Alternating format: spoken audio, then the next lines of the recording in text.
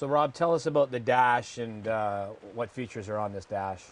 So the 350 SLX that we're on today, this was actually optioned with something called Digital Dash. Now Digital Dash gets rid of some of the conventional gauges that you're familiar with in replace of one large touch screen from Raymarine right in the middle of the screen.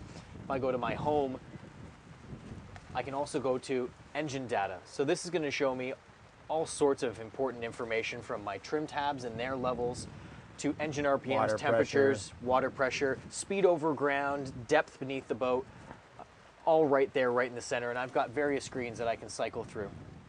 So your speed over ground is tapped into the GPS. So there's no, I mean, it's true speed over ground. It's the actual speed over the ground from what the GPS is telling us. That's correct. Yep. Awesome. This guy is also connected to our Autopilot system, which is part of the Axios joystick system, which is down here. This allows me to move the boat in any one direction while having a Autopilot built into it, connected to our digital dash and Raymarine chart plotter. Awesome. So the other two gauges there, they look like they're Mercury SmartCraft gauges. They are SmartCraft gauges. These are new for 2015 for Sea Ray. They are a multi-function gauge as well, where you can cycle through all sorts of different screens from average fuel, trim sync between the two engines, engine sync between the two engines. At the bottom, you're going to have your actual engine trim as well. Engine RPM across the top, and then your trim off to the far side as well.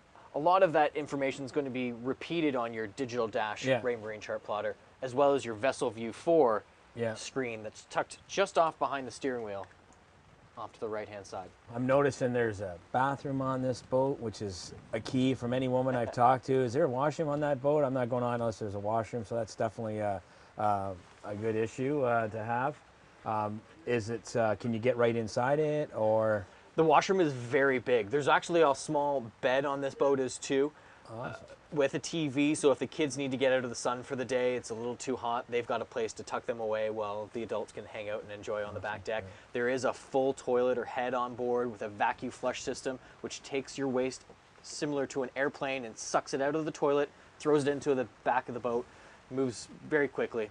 About 23 feet per second, your waste is moving through the boat. Awesome, awesome. Is this natural wood floor, or is this?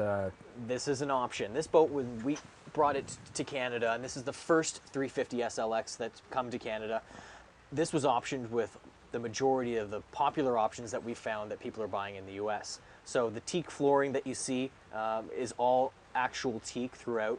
We have a sure shade, extended sunshade out the back. We've got a roof that will manually open as well. Please don't do that today, it's raining. we'll leave that for another day. Okay.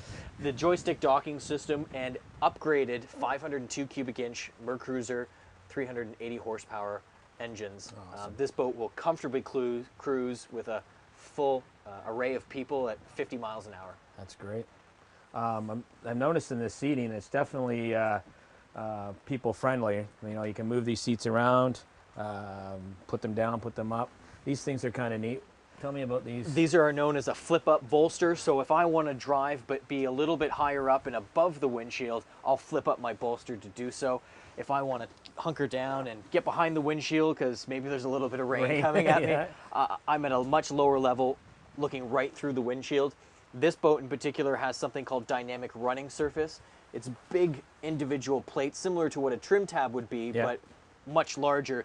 That changes the dead rise, so the angle of the hull from a 21-degree dead rise down to something less, maybe 16 degrees. What that does is it allows the boat to stay much more level. It also automatically balances the boat left to right if your crew or your guests happen to be moving around on the boat.